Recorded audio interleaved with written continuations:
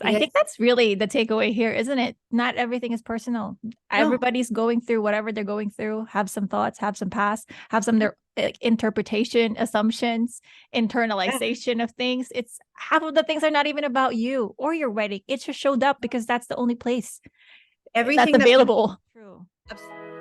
Hello, lovelies. Welcome back to this week's Ask the Expert series.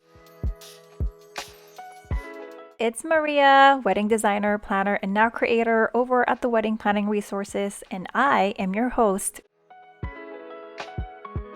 This week's guest is Nadia Tenorio. She's a certified life and leadership mindset coach who works with leaders who are passionate about learning and evolving. She will help us boost our mindset and take us one step closer to our goals. Thank you, Nadia, for being here.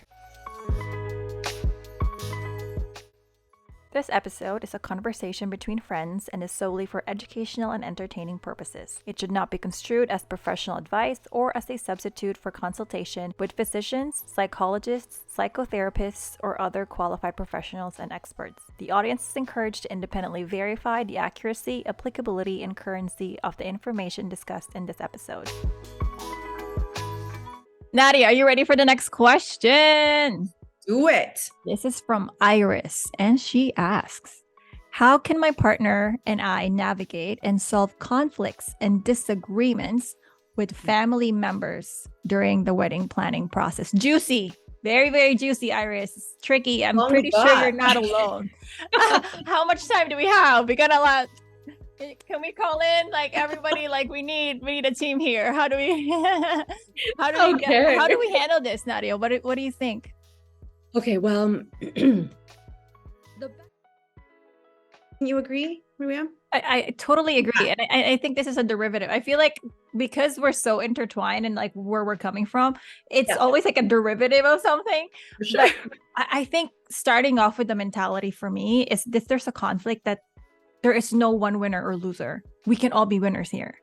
Because if you go into a conflict and say, I'm gonna win this, no matter what, who are they to think they can tell me anything? No, okay, they have an opinion. Okay, yes. You are still in control. So sit down, always tell yourself, again, that voice in your head, shadows coming up. Listen, I'm still in control here. I will listen to what's gonna come up, but they can win too.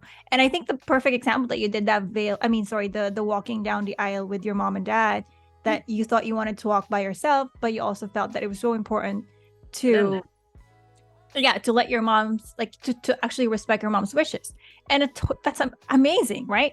But I think this is also where working with professionals can really help, where you're like, well, what if you walk the first 10 steps by yourself and mom and dad will meet you after? Now everybody wins. There's no need for someone to give up 100%, but we can all win at 50%. We can all win at 10%. And so don't calculate it as like, well, I have to win 100%. No, you can win and she can win, and all of us are gonna come home winners. There's no losers in this. This is a family event. Sure, it's a wedding between the two of you. I agree with that 100%. And even the veil is like, well, but what we can do is that after the wedding, at the photography time, we can put that on and give it to you as a keepsake, right? Like, this is also why I think working with professional in both ways, where like headspace and like professional wedding side of things helps you develop this idea so that nobody loses, nobody is angry, nobody is resentful. And I think so too, again, piggybacking a derivative of your advice earlier, where coming to any discussion with a script is so important too.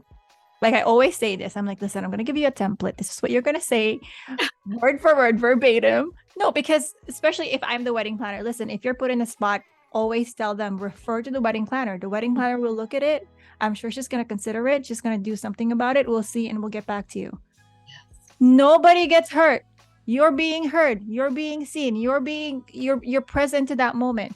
But you have someone to deflect it with. And I always say, I'm like, listen, you don't even have to have a real wedding planner, but you can have a wedding planner that you can deflect to. So just coming up with templates and scripts that is, again, like what you said, very professional. I think this is what we do all across the board anyways at work. I will get back to you. I have a look at it. I will get back to you in the next few days. If I have any questions, I'll let you know. No foul, no harm, right? And there's no sense, and there's no point in lying. So I've had comments made to me about my wedding, like, oh, you should have this and you should have that. And my reaction has always been like, oh, in my head, I'm like, that's a terrible idea. But I'm like, oh, I didn't think about that. That's a good one. Okay, well, maybe I'll have to see what we're working with. That's it. Yeah.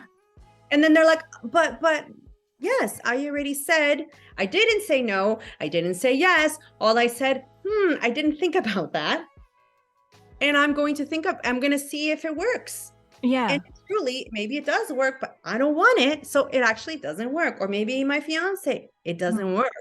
And one of the things that I asked my fiance to stop doing from the very beginning, because he would just joke. So they'd be like, oh, so his name is Jesse. Oh, so Jesse, how's the wedding planning? Blah, blah. He's like, I don't know. I mean, she's great. I just write the checks. Ha, ha, ha, ha, ha, ha, ha. Right. And I said, okay, the first time was cute. The second time was cute too. But seriously, honey, like when you say those things, it really undermines me, because what you're saying is that you have power and I'm just the person that's doing all the work. And that's not true, because I'm very strategic about what I show him. So one time he was actually very overwhelmed in his world, in a man's world. He was overwhelmed with all these decisions he had to make. And I said, but honey, the only time I ask for your decision is, do you like this or do you like this? I already have gone through 6 of these or 10 of these. And I give him the 2 that I like. I have my favorite, but I want his input. He's like, well, I have to make all these decisions. I'm like, no, you just have to pick one or B, A or B. So when I put it to him in those terms, he goes, oh yeah, you're right. You're right. So you're going through 10 of these? I'm like, yeah, I'm going through 10 of those. I'm doing the research about all of these. And he's like, honey, we've already filtered everything out. This is actually the top 2 American Idol. This is the top 3. You just have to hit the button. You either X or check. That's all you have to do, honey. You don't even have to worry. You have to. And I've even said to him, I'm like, okay, so what are the things that you're going to give me carte blanche on? Because some things you don't really care about. Exactly. Like he doesn't care about my dress. Obviously, I'm not going to show him. He didn't care about like the seating plan, where anybody sat down. He didn't care about those things. He's like, well, you can have carte blanche on this. Now. What are things that are important to you, Jesse? Well, I mean, I like the flowers. I want some color. Okay. What he actually ended up picking my colors for the wedding. I was going to go with something more earthy. He wanted a pop of color. Who knew? So, and everything became around that because I didn't really care. Right. So it's kind of establishing those expectations, those meetings. He had a say in that. Okay. Now moving forward, how much of a say do you want? Anything else? It's not important to him. Okay, great. Right. So, and always maintaining that level. And there'll be times when he'll walk in and he's like, what are you doing? I'm like, and he knows I'm wedding planning, because I only have certain days that I do this in, because I work, I have children, I have a life. There's only certain days that I do this in. So, and I'll just be like this. And it's usually because I'm counting or I'm focused or whatever. And he's like, I'm like, well, if you need anything, let me know. And then I have a stack of things that he's going to do, like cut out menu cards or, things like that, where it's like, it's pretty self-explanatory, right? Yeah. He's happy. He'll do it at his own time. I've given him a month to do. So know your people, know what they want to do, what their skill set is, how they want to show up for you, and don't hold it against them that that's what they want to do. You've asked them. Yeah. You need to take ownership. Yeah. What you have asked of them. Right. And I think so too, in terms of family members and like the conflicts, like when someone says something to you, it doesn't have to make sense to you. It just doesn't. You have to sit with that. Like, this doesn't make sense. It probably won't, because it's not your request, it's there. So it only makes sense to them. So I think separating that analytical part of things where you're just like, but it doesn't make sense. I'm like, yo, if Uncle so-and-so, just Uncle Jess, for example, Uncle Jess wants some bread on the table, it does not have to make sense to you. Put some bread on his table. Like, listen, I will go to Panera, message me, email me, tell me where it is. I will have Panera deliver some bread to Uncle Jess at your wedding. Sure. Okay? Make him happy. Like, no one's asking for like a 20-year-old bottle of wine. Like, we're talking about bread. So let's see what Of course, it's not going to make sense. But I don't know what a relationship Uncle Jess has with some gluten and some wheat. Give him that. I will bake some for you. Tell me when. I'll drop it off. Absolutely. So I think knowing that not everything has to make sense to you, but you also have to be assertive. So Yes. you're right when you say that this is okay. Say Uncle, I don't know, I'm running Uncle Roger. Uncle Roger's like, yo, can I have some beer? But you only have some specific drinks. Listen, I can have this beer or this beer. You can have one choice, okay? And I can only specifically give it to you. Which one are you having? Right? So it's not you can be involved, you can have a choice, but you're not getting all the choices. I'm still here. I'm still the planner here. I'm still the bride here. It's still my wedding. Regardless, whoever's paying the wedding. I think sometimes it gets tricky. It gets mucky with like, well, but I'm paying. Yeah, you're paying, but it's also not your wedding. That's right. Before you take the money, there's a money exchange, everyone, okay? Before everybody takes and cashes the check, let's see the fine line. Like you're not going to see what lines are going to cross in the beginning. No, but it's very clear. But before you take the cash, before you take the money, have a deeper conversation first, right? Because maybe you don't need that much money anyways to make you happy. Sometimes we think that money is what's going to make the wedding happier and like, oh, it's going to be so pretty.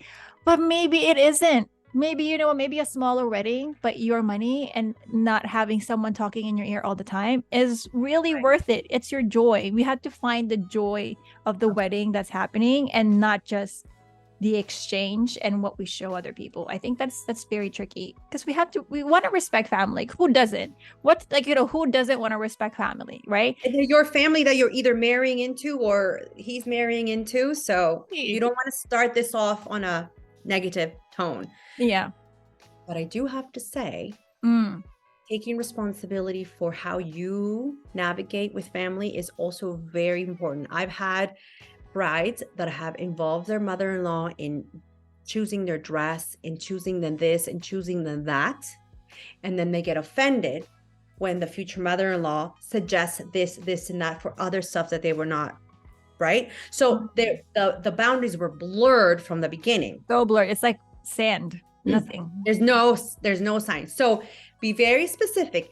Hey, future mother-in-law, Tina, I would really like you to be there for when I choose my dress. You think you can be there for that event? Great, thank you. Hey, sister-in-law, whatever. I would really like you to be there for the cake because I know you love cake tasting. Could you be there for just that event for me? Right? That's it. And then, like you said, if they suggest other things, don't take it personal. Everybody can have an opinion. Yeah, not everything has to make sense to you. No, and not everything do you need to take into consideration. And here's the thing, don't take it personally.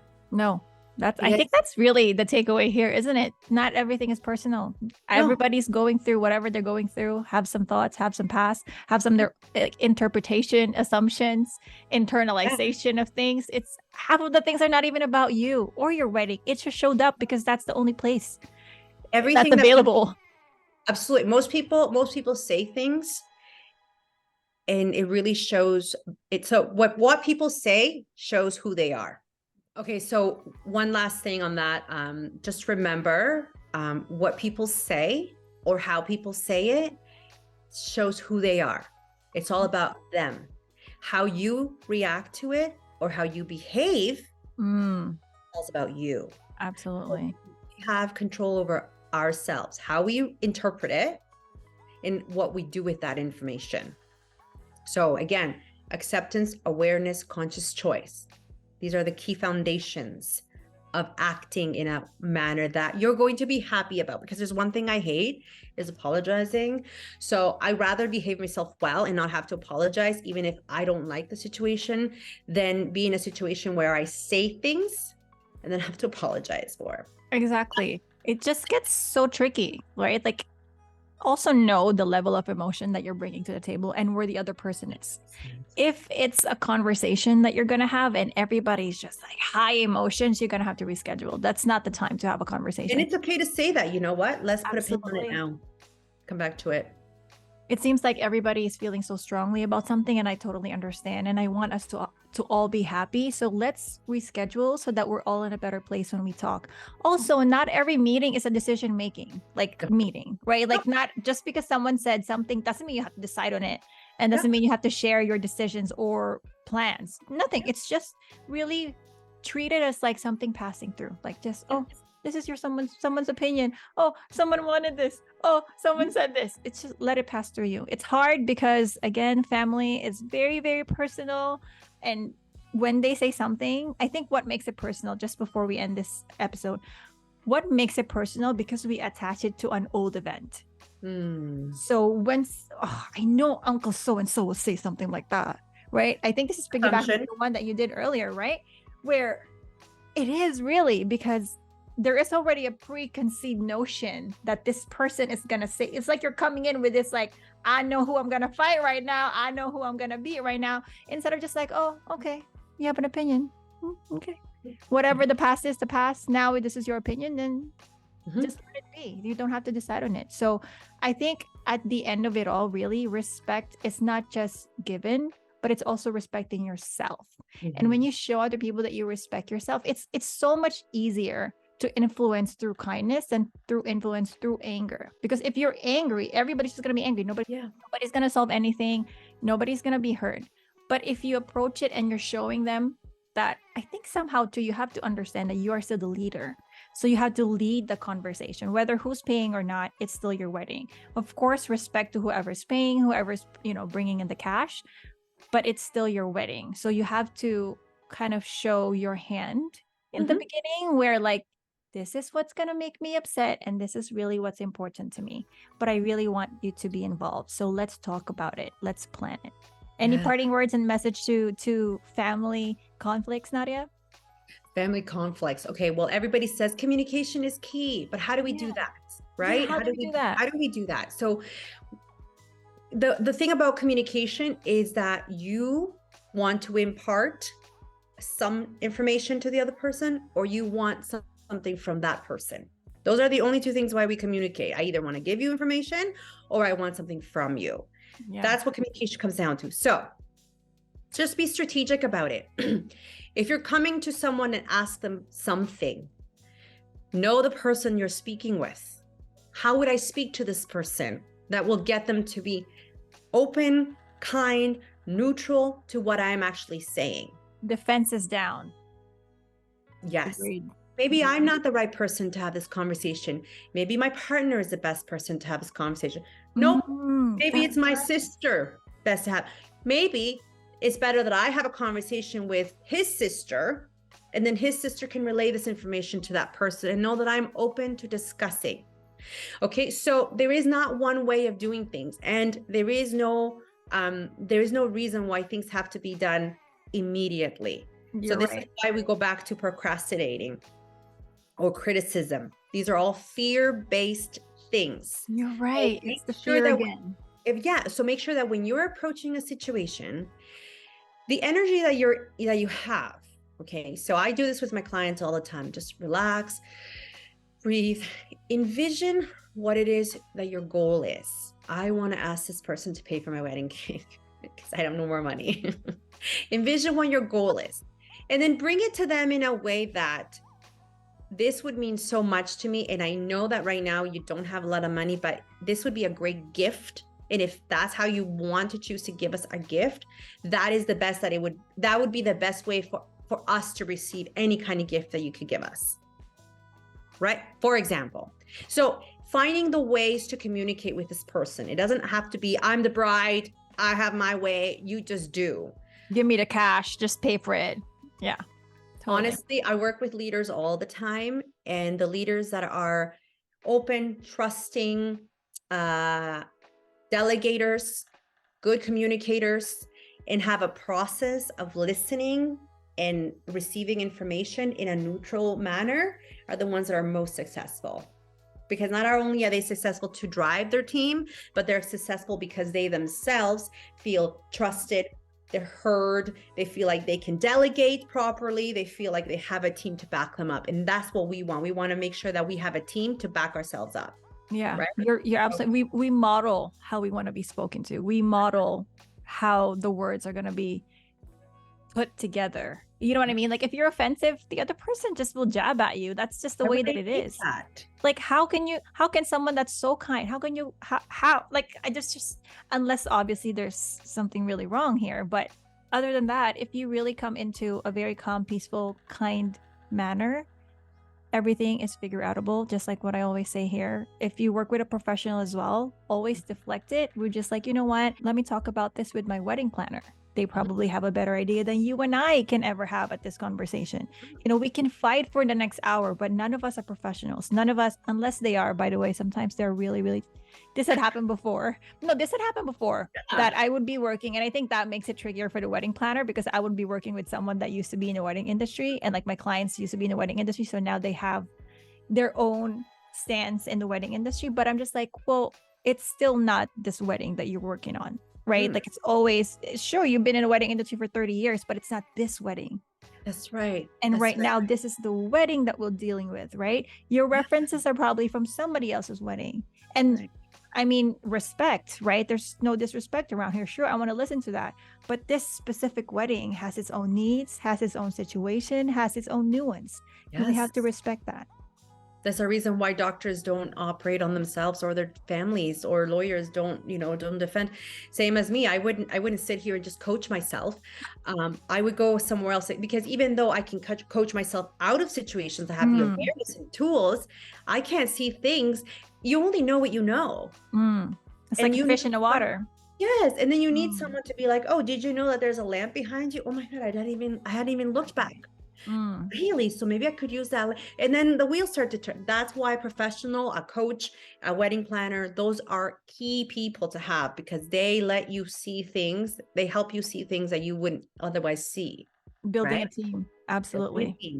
Biggest takeaway, build a team, and the leader is you. You are the leader. Be kind to yourself. Check out Nadia's channel to watch the rest of the video as she goes deeper and provides great tips on the mindset side of things. There you are, lovelies. That's it for this episode. Thanks for hanging until the end. Let us know in the comments below if we have missed anything, or if you'd like to add something, because we'd love to hear from you and share more information with our audience. As always, we're here to inspire you to celebrate life and love. If you found this video useful, please give it a like and don't forget to subscribe and hit that notification bell so you can get the latest updates. Until next time, lovelies, bye!